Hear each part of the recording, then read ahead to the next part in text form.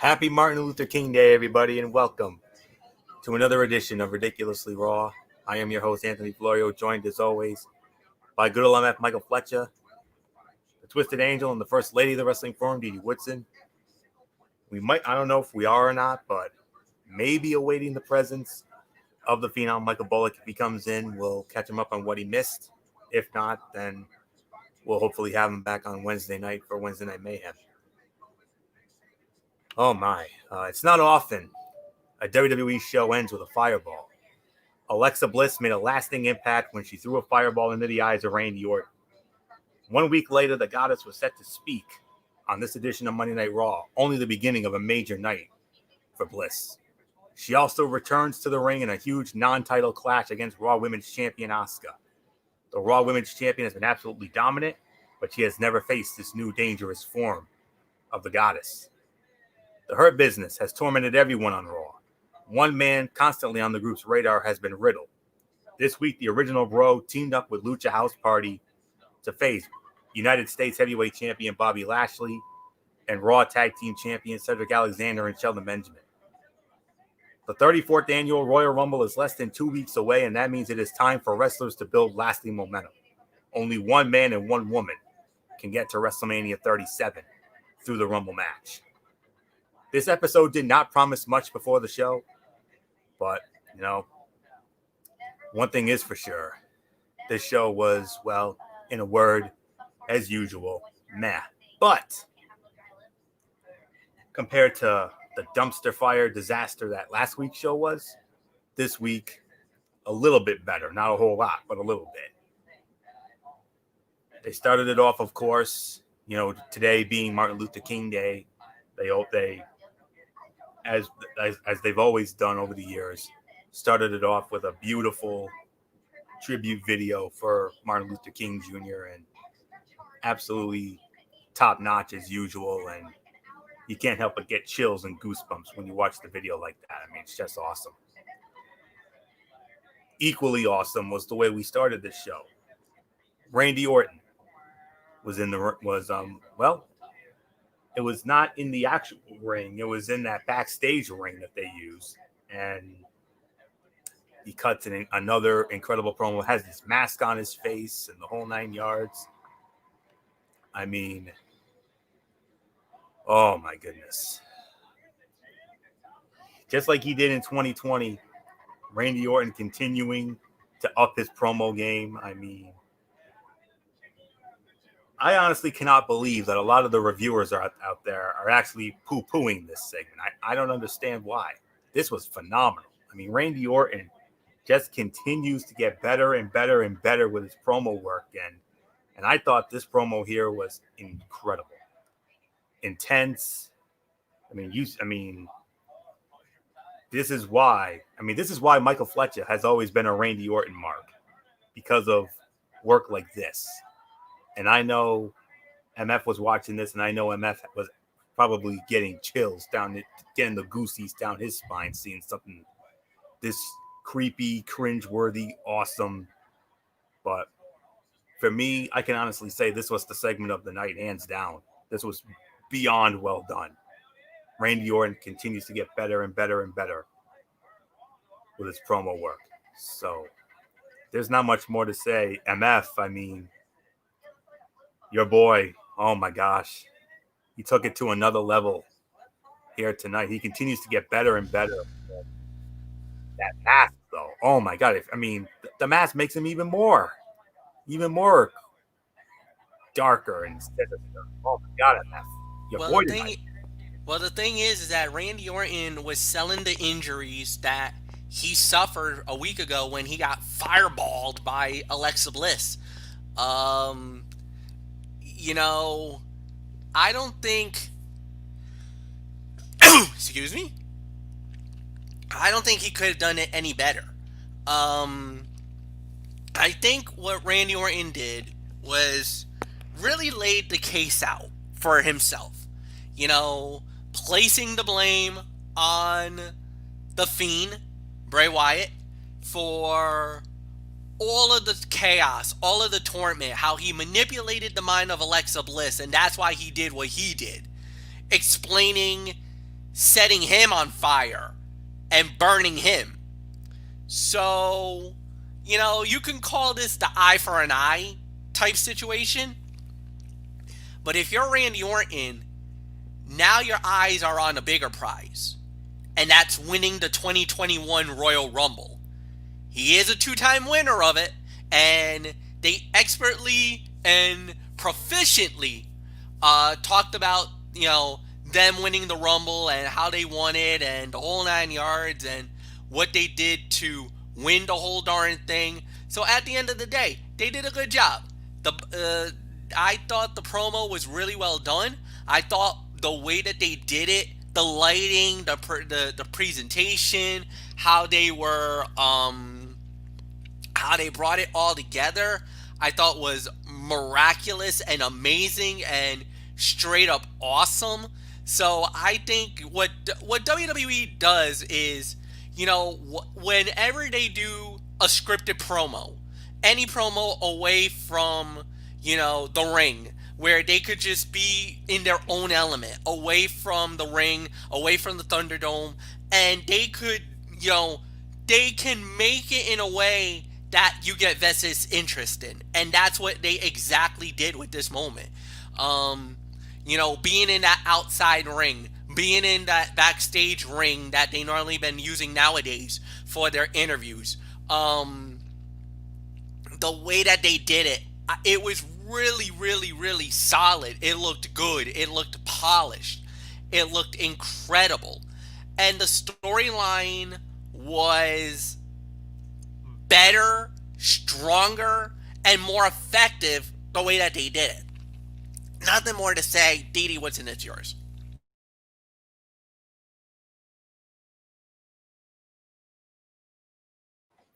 Dee, are you there? Yeah, I had a computer issue. Yeah, I can pretty much agree with you guys. I mean, this is definitely the same as the night. Even though it was a backstage segment, still, it was very storyline driven. Yeah, he really sold the injury. They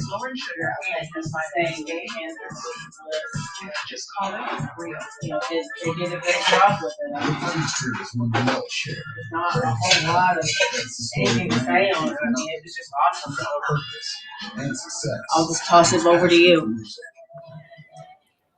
Yeah, so with that being said, let's get into our first match of the night, which was Charlotte Flair squaring off against Peyton Royce. Charlotte Flair wins the match 12 minutes and 5 seconds. MF, I mean, solid effort here. I mean, but then again, look who Peyton Royce was in there with, the Queen, for goodness sakes. Made her look great. She made her look great, but the real factor of the whole thing is Lacey Evans is really making herself to be a big star out of this little thing. It's clear they're trying to do Lacey Evans linking up with Ric Flair, and now you got that going on. And look, this is really, really, really interesting how this storyline's going.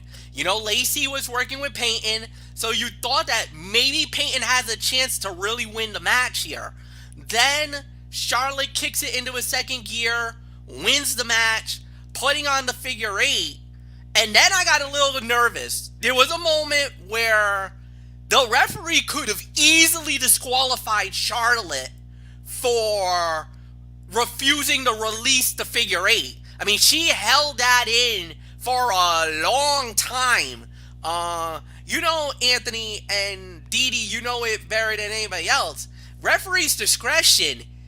I don't know, guys. I probably would have rang the bell and called for a DQ on Charlotte for refusing to release the figure 8 and having Peyton Royce, a reversal of decision. And this definitely had grounds for a reversal of decision. Easily had grounds for it, and I would not even have complained. I would not have complained if they did a reversal of decision and gave Peyton Royce the match. I would not have any gripe or qualms whatsoever with that, because Charlotte held that figure 8 in on Peyton a lot longer than was necessary, as I'll say. Was she frustrated? Maybe she was frustrated because of her father coming out, him coming out with Lacey. It's starting to be a recycle of, if you remember this storyline back at WrestleMania 17, when Vince McMahon was linked up with Trish Stratus, and Stephanie McMahon was not having it one bit. So all of a sudden we got that storyline kind of happening almost 20 years later. So you got that storyline going on. And then, and there's another one. Al Wilson, Dawn Marie, and Tori Wilson. Okay, so you could go even sooner than that with that storyline too. So we got that recycle going. Charlotte definitely is looking a lot more stronger. Lacey's looking great.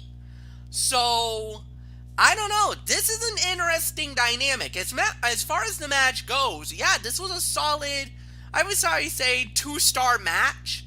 I thought there was a couple of moments where they looked good. There was one major botchamania moment in the match that hurts the rating too. That was where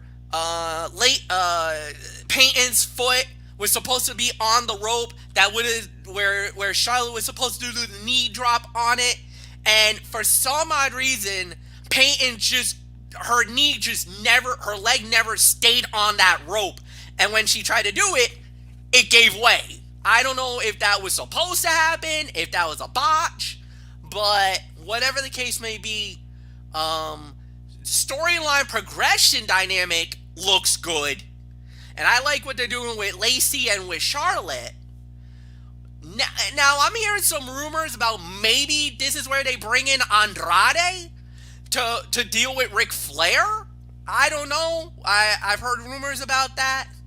But yeah, I mean, it was pretty decent for Raw. I mean, it was decent. It was okay. Dee, I'll give it to you. Yeah, I can agree with that. Definitely, Raw for part of this tonight has really been doing very well with storyline progression and building up these storylines really well. And that's one thing we always was notorious in talking about with SmackDown.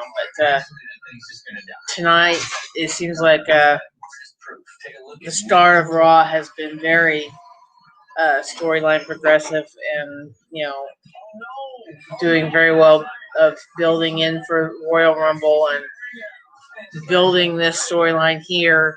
Yeah, it's recycled. We all know that it's recycled, but at the same time, we're getting to see what could possibly be a different side of Charlotte that we haven't seen yet. She's talking about now doing what her dad would do, being the dirtiest player. So we'll have to see what happens.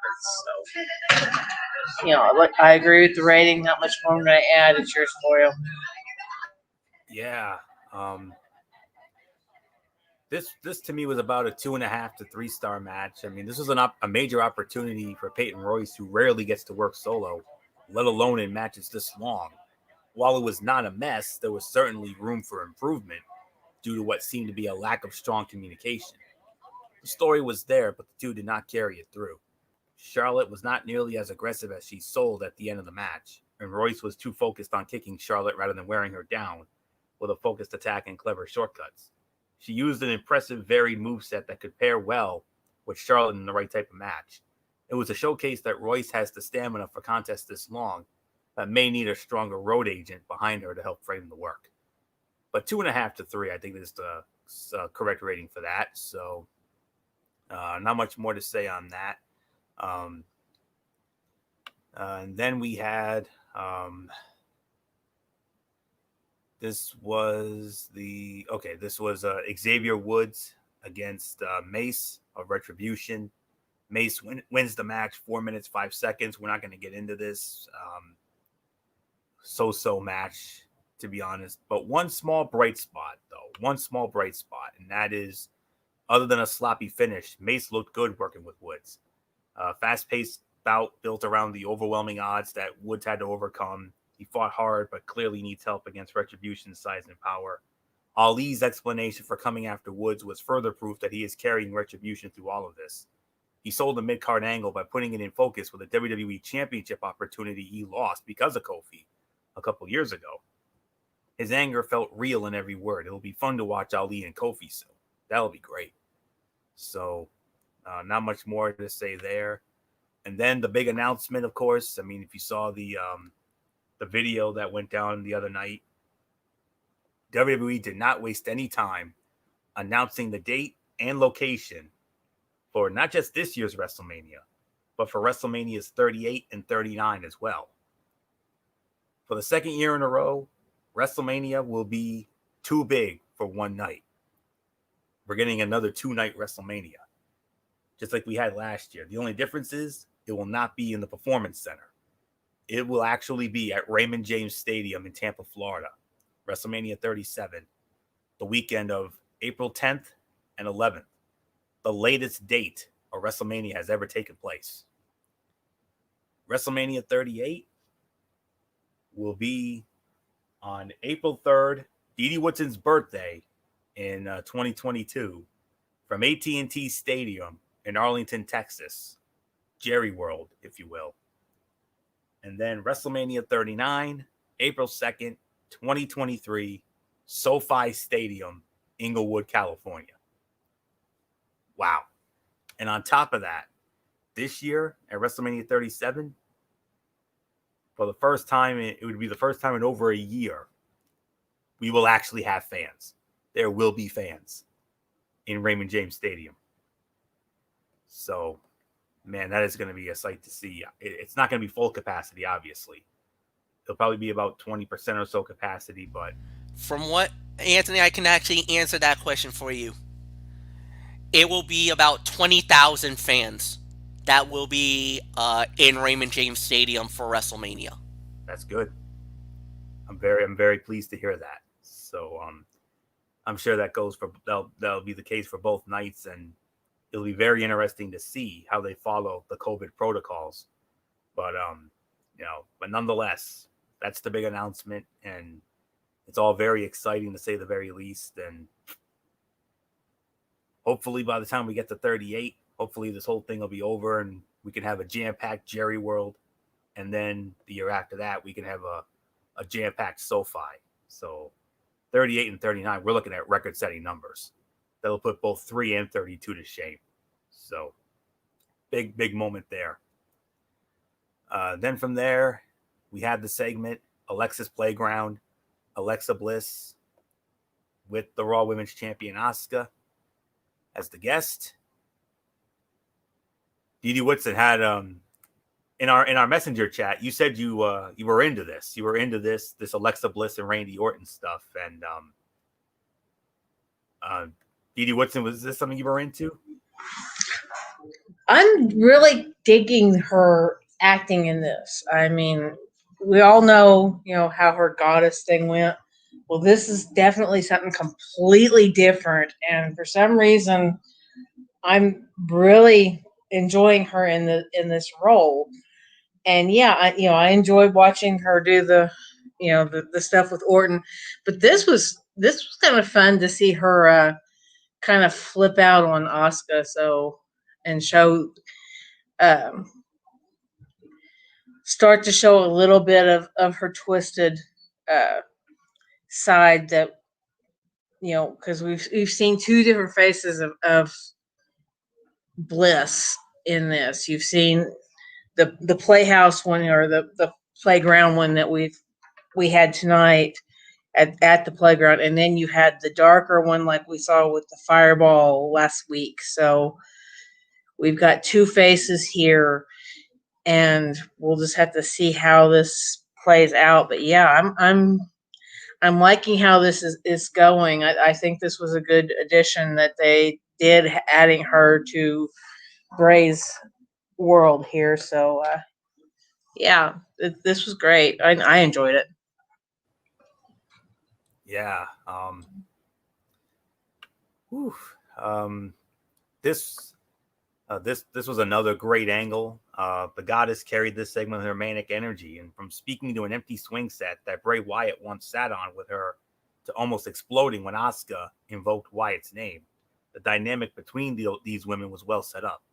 It'll be interesting to see if this leads to maybe the Royal Rumble or even Mania, but I don't know about Mania. I don't think it's going to lead to Mania. The Goddess is well established as a rival for Asuka and probably the clearest cut challenger to the Empress of Tomorrow on the current Raw roster for right now. This was the second best segment of the night, though. There was just something about that Orton segment at the start that I thought was just a smidgen better, but this was just as good. So not much more to say. MF, Little Miss Bliss. I'm right there with Dee. I'm loving this new Alexa Bliss. I really am. She is okay. She brings the sugar and the spice and everything nice, but boy, when she goes dark, oh my goodness! You want to talk about a person that goes 180?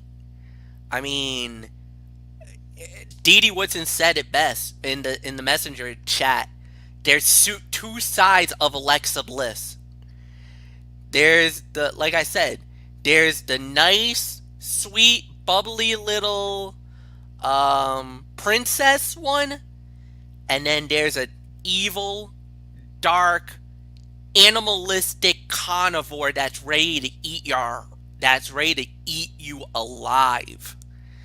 And Asuka said the trigger word. She talked about Bray. She talked about The Fiend. That really rubbed Alexa the wrong way. And oh boy, when you get into that dark level, nobody's safe. So yeah, you could not have done it any better than you did right there. Well done. Amazing. Yeah, you could easily call this one of the segments of the night, no doubt. Anthony, it's yours.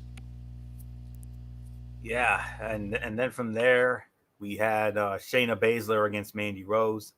Shayna Baszler wins in 3 minutes and 40 seconds. Another week, another loss for Mandy Rose, and they're obviously setting up a moment between Nia Jax and Shayna Baszler in the Women's Royal Rumble match upcoming. So, we're not even gonna get into that. The only thing I'll say is if Mandy Rose and Dana Brooke is patient enough, just hang in there, girls. It's gonna happen. Because you could already see there's trouble in paradise. You can already see that there's friction starting between Shayna Baszler and Nia Jax. Just be patient. Just be patient enough. It's gonna happen. I really believe that out of the Raw girls, Mandy and Dana has the best chance of winning the women tag team titles.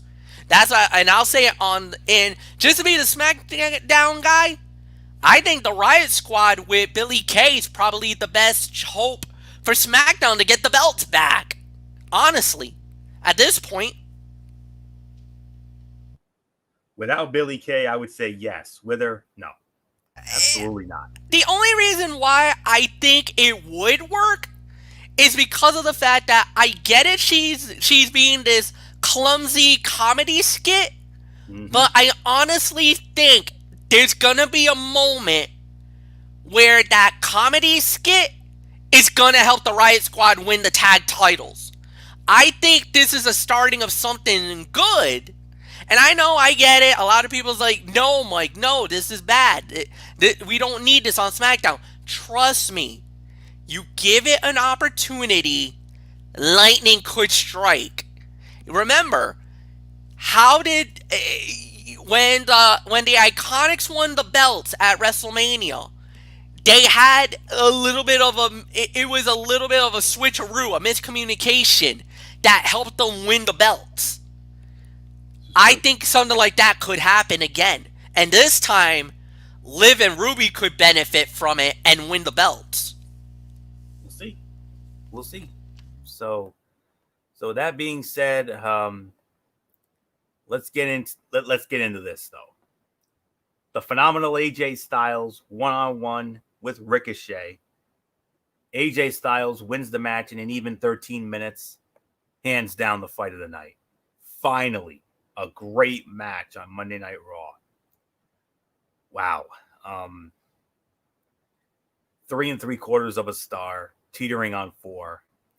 Ricochet came to fight on Raw, putting in one of his best performances on Raw to date. He and Styles brought it throughout. This may have been their best match together. It truly showcased why the one and only deserves so much better than he gets. That was the main part of this segment that hurt. Ricochet should be able to declare himself for the Royal Rumble. He is a former United States heavyweight champion and made an impact in last year's Rumble. Remember, he was the one who opened the door for Drew McIntyre to get rid of Brock Lesnar last year. And it makes no sense to keep him out of the match. WWE's insistence that certain stars must earn a spot in the Rumble establishes a bad message to the roster. It shows fans that there is an unspoken hierarchy where certain stars earn their opportunities while others are given those spots. Either anyone should be able to declare or everyone should have to earn it. That's just all I can say. That's just my little nitpick, but let's not focus on that. Let's focus on this match. So, which was incredible and hands down the fight of the night. 3 3/4 to 4, no doubt about it. MF, finally, a great match on Monday Night Raw. About damn time. I'll pull the trigger. It gets the 4 for me. Absolutely. It was an incredible match. It was a great fight. It was everything that we were hoping that it would be, and they shined. It shined. It was amazing. The match was amazing. The battle was amazing. The war, you really felt amazing on every level. And what really was the factor was that you got 2 really good professional wrestlers in that ring. And this wasn't mat style type wrestling. This was more of aerials. This was something that I would see. This is my style of wrestling. The aerial assault. What everything everybody was doing in that match. That is incredible what I witnessed. That's incredible what I saw. And at the end of the day, you couldn't do anything better than that. It was flawless. It was amazing. It had everything that it needed it to be. And the end of the match, I've never, ever, in all my years, have seen a more epic transition into the Styles Clash as I saw here tonight. I mean, I was literally marking out when I saw the end of the match. Dee Dee will agree because she saw that and she knows, because very rarely do I ever react on Messenger. But when I saw this, I literally lost it. 4 stars for this match. Dee Dee Woodson, it's yours. Yeah, I can agree. Definitely 4 stars. One of the best matches I've seen in a while on Raw. I mean, man, it's a shame that WWE doesn't know what to do with Ricochet, because I mean the guy knows what he's doing out there, and I mean he can bring it, and he went toe for toe. He put on one heck of a match tonight. I mean that was awesome, and I can pretty much agree with just about everything that Fletch said. So yeah, there's not much more I'm going to say. It's yours, Florio. All right. And then, I mean, we had that match. It was unbelievable. It stole the damn show. and we're like, okay, maybe things are slowly and surely probably going to get better. Maybe, just maybe. No, it did not. We had The Miz and John Morrison with the dirt sheet, and they had teased that Bill Goldberg was going to be their guest on that show. Had he shown up, this would have been amazing. Absolutely it would have. But he didn't. The man called Gilbert. Oh my God. The man called Gilbert. He shows up. And then they get this Hammenager to fulfill the role of Drew McIntyre. Oh my Lord. Is the cat out because you're protesting, Dee? Oh boy. Okay. Oh jeez.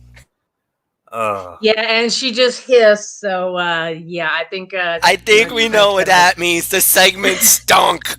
If the cat is hissing at the segment, Florio, that's an automatic move on. I was gonna anyway. I love and respect you guys too much, and I am not gonna have you guys even dignify the ridiculousness that we saw with that. But I will say one small positive thing. One very tiny positive. Gilbert, the Goldberg impersonator, he suffered a heart attack back in November, and getting this chance to return to his role in January is a testament to his strength. But beyond that, this was a train wreck. The McIntyre impersonator was bad intentionally, but Miz and Morrison added nothing to any of this by ultimately announcing Miz might cash in soon. And it was just a way to keep people talking about McIntyre and Goldberg with neither available this week. They'll both be available next week. They'll both be there. So hopefully that'll, get this show going. Then we had a 6-man tag team matchup. It was the Hurt Business, Lashley, Alexander, and Benjamin squaring off against Riddle, Lince Dorado, and Grand Metalik. The Hurt Business, they win the match in 12 minutes and 15 seconds. I believe MF starts on this next relevant thing here. Solid 6-man here, MF. Solid 6-man, good match, no doubt about it. What I really feel bad about, well, no, I don't really feel bad about, but it needs to be addressed. The Hurt Business is not on the same page, my dudes. The Hurt Business is hurting right now. They're not reading the same book. I'm even going to say it. They're not even on the same book. One's reading Hamlet, one's reading maybe Twilight, and the other one's reading one of the Harry Potter books, for heaven's sakes. They are nowhere near each other right now. One thing that needs to be addressed, and Dee even addressed it, is Cedric Alexander's cockiness and his attitude is really rubbing a lot of the members the wrong way. And here's the thing. At first the fight was between Cedric and Sheldon, and that's no bueno because they're the Raw Tag Team Champions. So you got that. Now you got Lashley, not on the same page with either one of these guys. MVP's got a major problem on their hands. Even though they won the match, that's a miracle in itself. And I'll give this about maybe 2.5 to 3 stars. But at the end of the day, you gotta rally your troops, man. You cannot have all this infighting.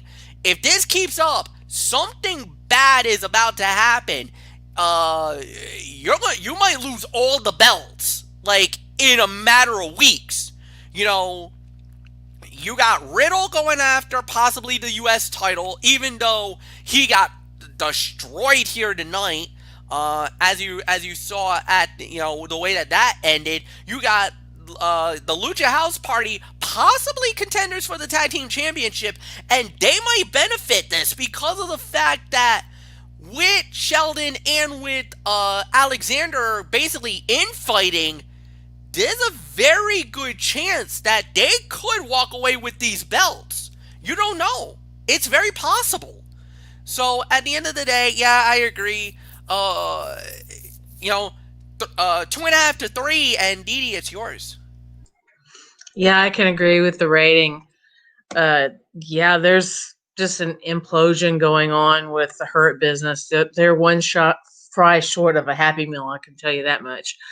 Um, I don't, I don't know why all of a sudden we have this going on, but yeah, Cedric's gotten so cocky, the ego's gotten there, and he just thinks now that he's the top dog of the group. I mean, I I don't understand what's going on with it. All I know is that MVP's going to have to do something to get his little chicks here all in a line, because if he doesn't, I mean, Hurt Business is going to fall flat on their face. So yeah, not much more I'm going to add. I mean, but this was a fairly good match. Not the best, but about 2.5 to 3. So it's yours, Florio. Solid 3 to 3.25. I mean, the 6-man tag was a couple minutes too long, but the storytelling was on point. The whole contest built around Alexander's conflict with Benjamin and Lashley. The miscommunication explored the one way that the dominance of the Hurt Business can be stopped: internal conflict. Hopefully this tease will not play out fully. The Hurt Business has not been at full strength for long. Alexander just won the Raw Tag Team Championships with Benjamin. A tease for later is fine, but it is far from the right moment for a breakup. So I'm just going to leave it at that. Then we had Jeff Hardy squaring off against Jackson Riker. Jeff Hardy wins by disqualification, 3 minutes and 10 seconds. Not a good use of Hardy. It's better than watching him tap out to Lashley's finisher repeatedly, but not by much. I'm just going to leave it at that. And then we had the main event of the evening, the Raw Women's Champion Asuka squaring off against Alexa Bliss. And at the end of the night, Alexa Bliss wins the match. 11 minutes and 35 seconds. Didi Whitson, I think we have ourselves a championship committee moment here. Yes, we do. And I think she has the right to actually go for the title. I mean, she pinned her. And here was another case of where I was, I brought up earlier where we had the two faces of Alexa. We started out with the Funhouse Alexa and ended with the dark, hair pulled up, all in black Alexa. And then all of a sudden, boom, we're back to the Funhouse Alexa. They're definitely, the Fiend is definitely, I guess, while he's in transformation, has moved into her. And I guess that's what we're seeing with this darker persona, and her having his voice saying "Let me in" or "Let him in" type thing. So yeah, I mean this is for her, this is great acting. I mean, for Alexa, this is awesome.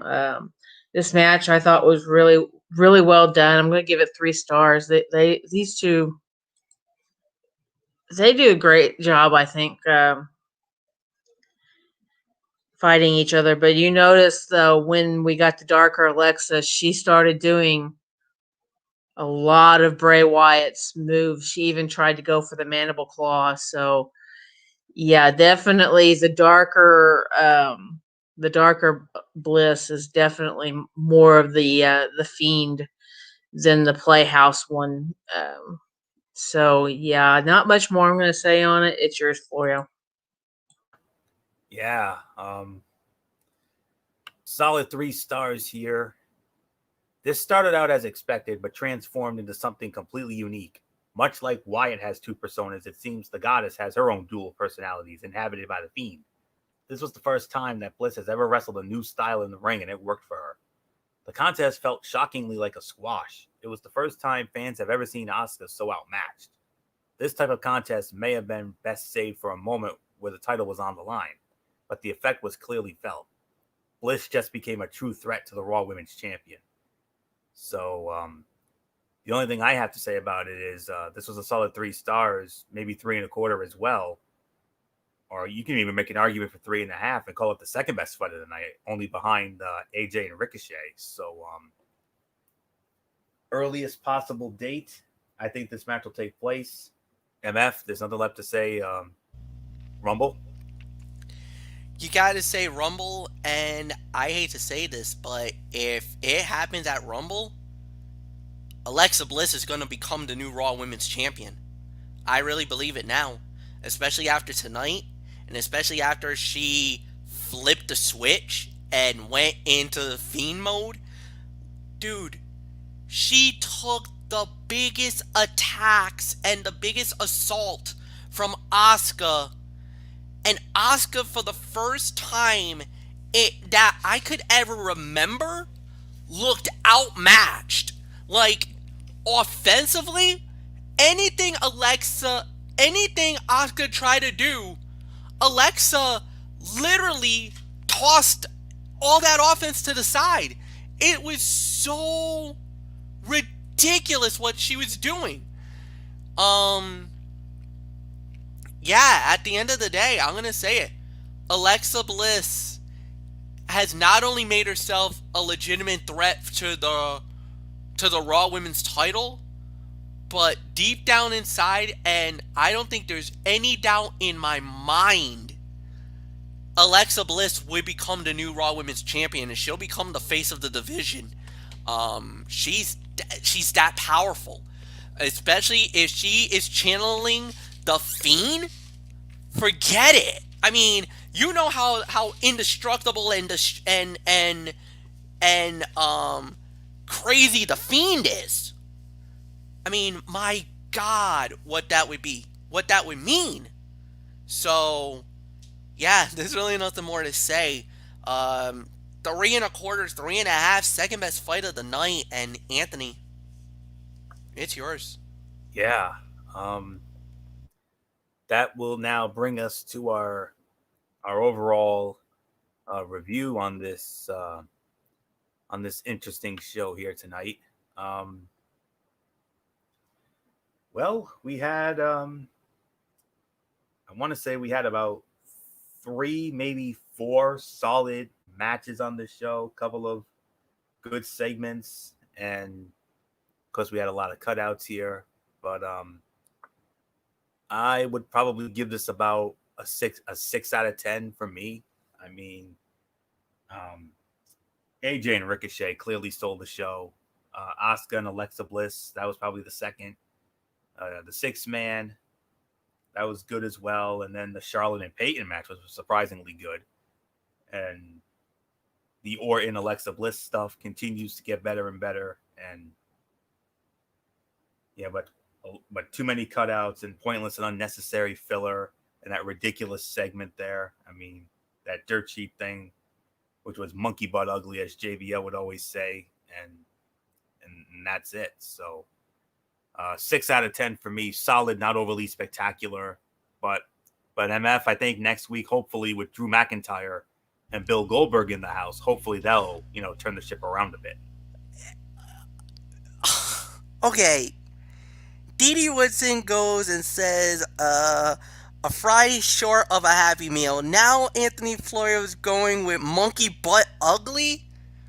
What the hell is going on with this show tonight? Oh, okay. I drank the water. Sorry. I can tell. Literally. You drank the Kool-Aid a little too hard there, Florio. 6 out of 10. I agree with everything you guys have said. What really saved this show tonight was really the storyline progression. Orton and Alexa Bliss is by far the best thing in WWE right now, at least when it comes to the Monday Night Raw. I love the dissension among the ranks. You had the Hurt Business having dissension. You had Baszler and Nia Jax having dissension. And you also got dissension, and we didn't really talk about it much, but Jackson Riker and Elias is having dissension among the ranks right about now. So you got that going on. You had a really good match with Ricochet and with AJ Styles. Go out of your way to watch that. That was definitely fight of the night, and I'll even call it probably the Raw fight of the year right now for 2021. And I know we're about 18 days in, but I don't think you can get any better than what you just saw here tonight when it comes to Raw. Hopefully I'm wrong on that.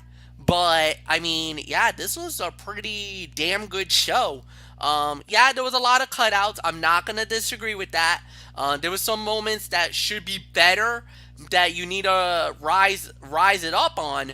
But for what we've been getting the last few months and everything else, this was actually a passable Monday Night Raw. So, at the end of the day, you did a good job, Raw. You did a pretty decent job. Nothing more to say. Dee, it's yours. Hey, I didn't drink the water. I'm just going from who I am, and that's who I am. If you don't like it, then tough crap.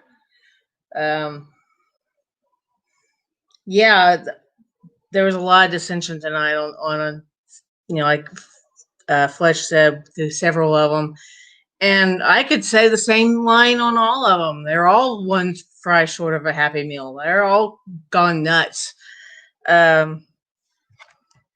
Cedric mainly, though. I mean, that kid, he's got himself so freaking cocky. He needs an attitude adjustment. So, yeah.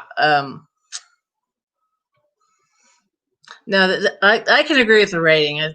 This was definitely a storyline-driven show. Definitely a lot of building to Royal Rumble, and it was a lot better than last week. Yeah, there's still a lot of cutouts. Yeah, you still had that god-awful segment that they apparently had the Monkey Riders come back in for. Either that or Vince McMahon's on the Kool-Aid. But yeah, it still was a good show for the start of this year. Hopefully, things go where it's going to get better. That's all we can hope for, and that we don't have any more of the dumpster crap type shows. So yeah, not much more I'm going to add. I'll see you guys Friday. Alrighty. And Didi, we'll see you then. Special Tony's take here. This past Saturday night, we had the Impact Wrestling Hard to Kill pay-per-view from the Skyway Studios in Nashville, Tennessee. We have a new announce team. Matt Stryker and D'Lo Brown are your new Impact Wrestling announce team, replacing Josh Matthews and Madison Rayne. By the way, Madison Rayne announcing her retirement from Impact Wrestling. So she's moving on, and Josh Matthews is now, he got some sort of executive position now, some sort of promotion. So he now becomes the new Michael Cole. He actually now leads. He is now the executive vice president for the commentary crew for Impact Wrestling. There you go. So, MF, if you want to join me, if you want to join in on this, feel free. Yeah, I'll do. Let's go. All right. So, we had a pre-show match. They did a pre-show on Access TV. It was a match. It was Brian Myers squaring off against Josh Alexander, and Brian Myers won the match in 10 minutes and 55 seconds. So, we're not really going to get into that. We hardly address pre-show matches anyway. So, but we wanted to acknowledge that real quick. Now let's get to the main card. Mixed tag team match. Crazy Steve and Rosemary squaring off against Caleb with a K and Tennille Dashwood. And it was Decay. Decay winning the match in 8 minutes and 55 seconds. So There was some fun character work from Caleb and Dashwood, and Steve moved more fluidly than he has in quite some time, but the quick tags took away from the overall flow of this one. It robbed the match of extended sequences between any pair of competitors. More importantly, left the match devoid of any real story for fans to invest in. However, it featured considerable energy and a perpetually overacting Rosemary to help elevate it. One has to wonder what the endgame is with Dashwood because she is too talented to be wasted in this position on the card with no real long-term booking goals to speak of. Hopefully those in the creative team recognize the asset they have on their hands because she is the sort of performer around whom a women's division can be built. So I'll give this about 2.5 stars. So MF, your thoughts?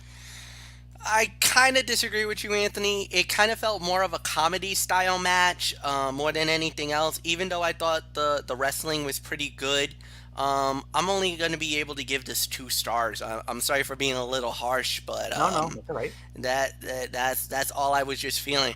I felt like some of the stuff was good, but you're absolutely right. Tennille is far better than where she's being positioned right now. And Rosemary in the similar and same breath as I would say about her as well. She's far better than where she is in the company at this moment. So I really feel, even though I feel optimistic about Decay and what they're doing with them now, but Rosemary could easily become a Knockouts champion if she wants it. Tennille can be a Knockouts champion if she wants it. So I mean, they're that good. Okay, so let's move on to the old school rules 6-man tag team matchup. Violent by Design. Eric Young, Joe Doring, and Diener against Cousin Jake, Rhino, and Tommy Dreamer. Eric Young, Diener, Joe Doring win the match 9 minutes and 55 seconds. MF, your thoughts? This was actually perfectly executed. The match wasn't as long as it needed it to be. It got a nice little flow. It was solid in certain areas, but nothing overly spectacular. I could easily give this 2.25 to 2.5. I thought they did a pretty decent job. They told a nice story, but the team that needed it to win was Violent by Design. They absolutely got it right. We both predicted that this was going to happen, and this was they at least Impact Wrestling made the right decision by putting over what I believe was the right team to win. So nothing more to say. Florio, it's yours. Absolutely. This was a physical battle that featured the appropriate amount of violence without overshadowing the barbed wire massacre match later in the night. Furthermore, it put over the VVD faction. Say what you will about Dreamer and Rhino, but they still have a considerable amount of credibility from their years in hardcore wrestling. Beating them in this sort of match provided rub for the opposition, though the finish left a lot to be desired. Why leave Jake to take the pin when he is the one wrestler in this match who could have benefited from being spared the loss? Couldn't Dreamer or Rhino eat the fall? They would have remained over, while Jake suddenly loses any momentum he had from being involved in this feud. Doring looked especially badass, though he was unstoppable here, and the spot that saw him shake off the chair shots and lay out all 3 opponents was fantastic. Furthermore, it earned the match the plus. 3 stars for me. The finals of the Knockouts Tag Team Title Tournament. Fire and Flava, Kiera Hogan and Tasha Steelz squaring off against Jessica Havoc and Nevaeh. The winners of the match and the tournament, and the first revived Impact Wrestling Knockouts Tag Team Champions, Kiera Hogan, Tasha Steelz, Fire and Flava win the match 8 minutes and 40 seconds. I'll tell you, 2.5. This was a non-stop, super energetic match that reintroduced tag team wrestling in the Knockouts division on a grand scale. Nevaeh and Havoc were impressive. They powered down Hogan and Steelz, matching their speed and athleticism with fury and strength. Fire and Flava, though, proved resourceful and seized an opening to win the titles. For the sake of cementing Steelz and Hogan as the future of the division, their win was the right call, but it is hard to deny that it was the opposition who stole the show in their best performance to date. 2.5 to 2.75 of a star. MF, we have new Knockouts champions, Hogan and Steelz. and they deserve to win the titles. They did a great job. I thought all four women were very good, even though I thought the losing team were actually better than the new champions. I agree with that sentiment. But this was a solid 2.5, 2 3/4. I really enjoyed it. So nothing more to say. Anthony, it's Yep. upward and onward. And then we had, it's not often we do this, but there was a cutout match on this pay per view. Even though it was a newsworthy cutout, to say the very least, Ace Austin, who won the Super X Cup, he made his way to the ring unscheduled with Madman Fulton, and he was upset about his placement on the card. He demanded that Scott D'Amore add him to the X Division title match, but D'Amore said no, and he says, "Well, you're going to go up against You're going to go up against our latest free agent signing," and that turned out to be none other than Matt Cardona, Zack Ryder. Yes. And Matt Cardona won the match via disqualification in 2.5 minutes. MF, it's an obvious cutout, but Matt Cardona, he's with Impact Wrestling now? Is this official? It is official. He has indeed signed a contract. Matt Cardona is now Impact Wrestling bound. Yeah, there's no doubt about it. It's incredible. It's a big story news. It's a big move that they just did. But yeah, I am absolutely positively over the moon over this. Matt Cardona, formerly Zack Ryder, was criminally underutilized in WWE for a number of years, and a lot of people were wondering where was he gonna go? Where was he gonna go? You know, was he gonna go to AEW? Well, it looks like AEW didn't pull the trigger on it. And Matt Cardona has indeed landed in Impact Wrestling. That's a huge get for him. Now the question becomes, are they going to pair him up with Brian Myers? Maybe Myers and Cardona might have a rivalry. We don't know. But the sky is the limit. Hopefully they utilize him correctly and do the right thing. But, you know, with him signing with Impact Wrestling and with this, I guess you could say, workers exchange that they've got right now with Impact and maybe AEW. Maybe we see Cardona seep around in the realms of AEW. I don't know. We'll have to wait and see. But no, without a doubt, this was a huge get and a big move. And I'm happy. I'm happy for Matt Cardona. He deserves the opportunity. Indeed, he does. And on a night when more fans would have been watching the pay-per-view because of Kenny Omega's presence, Impact Wrestling again delivered with a significant appearance by an unsigned big-name performer. Cardona is still a prominent industry figure, as much due to his podcast as anything. Still, he is recognizable, beloved by fans, and has plenty to offer any company that takes a chance on signing him. There will be some who question using Ace Austin in this role, but he was spared a clean loss and could be facing a long-term feud with the former WWE United States and Tag Team Champion, so all is not lost. Triple threat match for the X Division Championship. Manic against Chris Bay and Rohit Raju. Winner and still the Impact X Division Champion. It is Manic. He wins the match 13 minutes and 50 seconds. And yeah, this was great. 3.5 to 3.75 of a star. Just when you thought these three had wrestled so frequently to the point of overexposure, they went ahead and had their best match to date. This was a strong contest between three men who have worked with each other countless times over the last year. As such, they were able to add elements from their previous encounters to enhance storytelling efforts. The sequences were strong, the chemistry was undeniable, and the outcome was a clever one that saw Manic further frustrate the increasingly unhinged Raju. Bay may not have factored as heavily into the match from a narrative standpoint, but he was the glue that helped hold everything together. The division will need to be freshened up sooner rather than later, but these three waited until the right time to have their finest outing. 3.5 to 3.75 of a star. MF, this is one of the best X Division matches I've seen in quite some time. Without a doubt, and I'm so happy that Manic keeps the belt. You know, I really love the storyline that they're trying to do. But you know, at the end of the day, this was solid. This was good. 3.5 to 3.75. You're absolutely right, Florio. Let's move on. And then from there, we had another match that received high praise. The Knockouts Championship. Deonna Purrazzo, the Virtuosa, defending against challenger and former champion Taya Valkyrie, winner of the match in 11 minutes and 40 seconds, and still the Knockouts champion, the Virtuosa, Deonna Purrazzo. MF, what can you say? The Virtuosa delivers again. She delivers again, and give it up for Taya Valkyrie for an amazing match. This was, you know what? We always talk about the NXT women for being the best. And there was a time where Impact Wrestling, or TNA, had the best women's division in all of professional wrestling.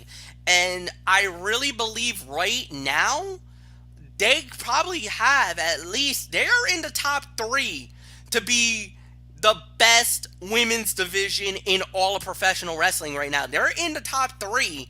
I think NXT is still number 1, but you could easily say, and then you could say the NWA women is 2, and Impact is clearly number 3.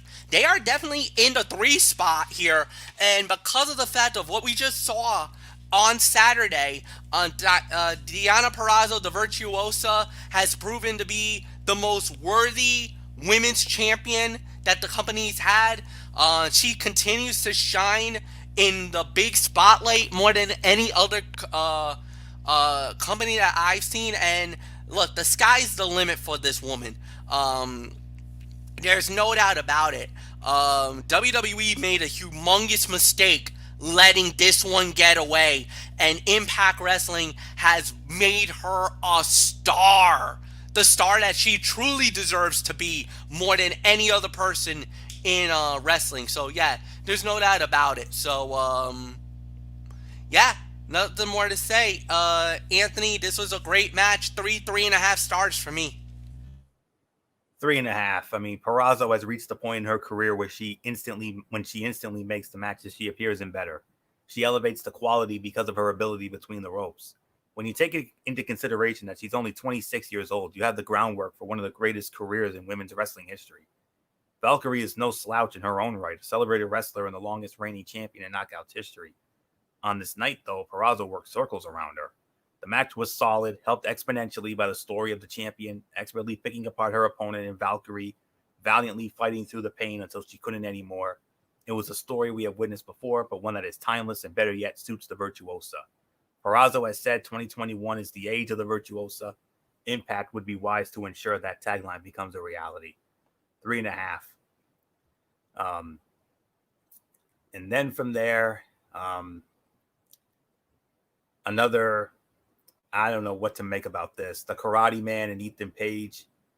Karate Man, I mean, it says won the match via murder. Okay. I have no comment for this.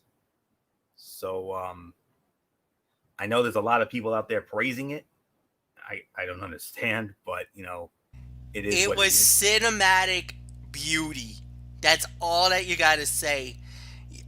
Look, nod, wink, wink. We know who that was. It's the same guy. They're one and the same. What they were trying to do was, this is their way of kind of sending him off by doing it that way. So, I mean, his contract was running out with Impact Wrestling. They don't know if they're going to re-sign him or not. If they're gonna end somebody's career, let them end it the most craziest and goofiest way possible. Ali's career was ended by murder. Thanks to Su Yung and her bridal cult, whatever you want to say. I think Mickie James's Impact Wrestling career was ended by getting thrown into a train. For heaven's sake, she got ran over by a train. So, I mean, this is nothing new for Impact Wrestling. The insanity, the absurdness of some of the ways that they're going to say goodbye to some of their characters. I mean, yeah. All right. Okay, fair enough. So, but we're going to move on from that, but we're going to get into this, though. Barbed Wire Massacre. It was Sami Callihan squaring off against Eddie Edwards. Eddie Edwards wins the match, 18 minutes and 50 seconds. MF, what is there to say? It was a massacre. That's all you got to say. It was a massacre. It was nowhere near the level of when Sabu and Abyss fought in Barbed Wire Massacre. But my God, this fight was beautifully done. The violence, the chaos, the sheer will of both men just trying to kill each other made this match what it was. Absolutely flawless. If it wasn't for one match that was even better than expected, this would have been my fight of the night. 4 stars. This was absolutely amazing what they did, and I can't say anything bad about it. Anthony, it's yours. Agreed. 4 stars. Whether or not hardcore wrestling and death matches are your thing, there is no denying the feud between Edwards and Callihan escalated to the point that a barbed wire massacre was the suitable next step for the former world champions. The brutality, violence, and raw emotion demonstrated by the competitors fit within the context of their story. The spots gradually escalated in both impact and danger, making for an emphatic finish and one that should spell the end for their feud, at least for now. If there is one thing this match and the work by Matt Striker and D'Lo Brown on commentary taught us, it is that Edwards and Callihan will fight forever. Solid 4 stars. And then the main event of the evening, it was originally scheduled to be Chris Sabin and Alex Shelley teaming up with Impact World Heavyweight Champion Rich Swann, but Alex Shelley couldn't compete. Moose was brought in to replace him. It was Moose, Chris Sabin, and Impact Wrestling World Heavyweight Champion Rich Swann squaring off against AEW World Heavyweight Champion Kenny Omega and the Impact World Tag Team Champions, the Good Brothers, and the heel team, Kenny Omega and the Good Brothers. They win the match in 20 and a half minutes. This was the fight of the night. 4.25 to 4.5 stars. This was every bit the action-packed main event you would have hoped for from such a deep talent pool. Moose shone brightly here. The most electric performer in a match full of celebrated in-ring performers. He was motivated, fast, and physical, whether he threw fists with Big Gallows or wrestled Omega. At a time when Impact is positioning him to be the man to dethrone Swann, he performed up to the moment and looked like the biggest star in the company, which brings us to Swann. Rich has been one of the best stories in wrestling, a workhorse for the company who overcame a career-threatening injury to win the World Heavyweight Championship following a months-long storyline that paid off at last October's Bound for Glory. Throughout this particular storyline and well into this bout, he was overshadowed and treated like a secondary afterthought to Kenny Omega.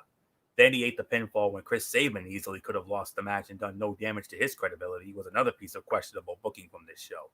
As strong as the match was, it does raise the question as to why the whole ordeal was so one-sided from start to finish. Omega and the Good Brothers beat down and got the best of the babyfaces countless times in the lead-in to Hard to Kill. Then they won the main event. What exactly did this do for Impact? Sure, it raised its stature in the wrestling world for a few weeks, but things leveled off rather quickly. And outside of a one-time buy rate, it hardly seems likely to have any long-term benefit, especially when Tony Khan and Tony Schiavone are on the show every week talking trash about Impact. Assuming the goal was to book this one-off pay-per-view match in the hopes of generating revenue, it likely worked. Whether it was worth sacrificing the credibility of Impact stars is an entirely different question. But other than that little nitpick, no focus on that, focus on the match. 4.25 to 4.5 stars in the fight of the night. MF, I know this is what you were talking about. 4.25 is the fight of the night for me. You really raised up some good points here. But then again, I'm wondering if this is just the start of something more. Because obviously, I think what they need to do is you need to have more either AEW guys come to Impact, or you might have to have Impact guys bring the fight to AEW. Because I think that's what they're trying to do, but I just don't know if they really want to pull the trigger or anything else. But the 2 times that Don Callis, or the couple of times that Don Callis has come in to show up, he's pissed off Tony Khan and AEW brass and left them basically scratching their heads like, what the hell is going on? What is this? So maybe the more you twist that knife on them, the more we're gonna start to see more craziness. We don't know, but that's the thing that I want to see is this just Omega just doing a one-off, just try to boost Impact's ratings? If it is, they're doing it. It's working because Impact has benefited from Omega showing up on on all those occasions. They had a higher rating on their TV front. They set it a record for most Twitch views when Omega appeared the first time around. When normally they get about maybe 3, 4, 5,000, they had over 50,000 people watching Impact Wrestling on Twitch. They had, I think it was like 52,000 one night, which is an all-time record for Impact Wrestling. They've never done anything like that in their life. So we'll wait and see what happens, but yeah, I'm with you, Florio. This should have been a lot more better than what it was. So it's yours. Overall thoughts, MF, quick overall thought. I thought it was a solid show. I thought it was actually a really good Impact pay-per-view. Hard to Kill is normally not one of their bigger events. Normally, if it's like a Slammiversary or Bound for Glory, they do really, really good. But I thought this was a solid output. I think they did a very good job. I could easily give this 7 to 7.5 out of 10. I really think it was a solid show. I think Impact deserves all the credit, and I think they did a really good job. Anthony, it's yours. Agreed. 7.5 for me as well. Main event was the fight of the night, although the barbed wire massacre was right there with it. The Virtuosa continues to shine. She's going to be the face of that division for many years to come. And the X Division match was really good as well. And we had a surprise debut of Matt Cardona. Big moment for him. And Striker and D'Lo, great on commentary. I cannot wait to see them going forward. And they're also going to be your new broadcast team for Impact Wrestling as well. So you'll hear them again starting tomorrow and every Tuesday night going forward. And you'll hear them tomorrow night. So I 100% agree. Solid show. I didn't watch it live, obviously, because my Buffalo Bills were playing at the same time. And you know I wasn't going to miss that. And it was well worth it. Let me just tell you that right now. Damn worth it. So that's all I can say on that. So that'll put the bow on this. Wednesday night, MF will have it. Wednesday Night Mayhem, AEW, NXT, as usual. Thursday, another signing went down in MLB today. John Lester has signed with the Washington Nationals. So we will definitely address that elephant in the room along with the other big hot stove stories in Major League Baseball, NFL coaching carousel, and of course, MF, the big main event. The NFC Championship preview, the Tampa Bay Buccaneers, the Green Bay Packers, and then, of course, the AFC Championship game, the Buffalo Bills and the Kansas City Chiefs. Will Patrick Mahomes be ready? That's the $1 million question. We'll find out soon enough. That will hinge on how we predict that game on Sunday. This is the most. This could change everything in the way of the AFC. Boy, howdy it will. Yeah. And it's simple as this. If he goes, Buffalo, we're screwed. But if I don't know. I don't think so. You don't. I'll tell you why on Thursday why I think Buffalo definitely has a great chance of going to the Super Bowl despite the injury with even if Mahomes goes? Even if Mahomes goes, I actually believe Buffalo has a very good chance of going to the Super Bowl. But again, that's very encouraging to hear. I will tell you on Thursday why I believe that. Well, I can't wait to hear. So those two big games, the coaching carousel in the NFL and the MLB hot stove. And then Friday, Cerebral Smack Talk, Friday Night SmackDown, and then we do it all again next week. And it'll be Royal Rumble week as well. So that'll do it for this. So until Wednesday for Wednesday Night Mayhem over on MF channel, Race Bay 95. This is Anthony Floyer here signing off on behalf of my elite panel, good old MF Michael Fletcher, the Phenom Michael Bullock, the Twisted Angel D.D. Woodson, And always in forever, FKG 401, Derek forever. You know the routine, everybody. Thumbs up. Talk to you later. Yeah, throw it up, Fortune 4 style. Bye for now, my friends. God bless. Be good to each other. Have a blessed couple of days. Until Wednesday night for Mayhem, you've been watching Ridiculously Raw right here on the Tone 25 on YouTube and StreamYard.com. And remember, my friends, no matter what anyone tells you, beyond anything else, wrestling is indeed actually real. For everybody who's been a part of this one, for now, thank you for so long. Bye, everybody. Bye.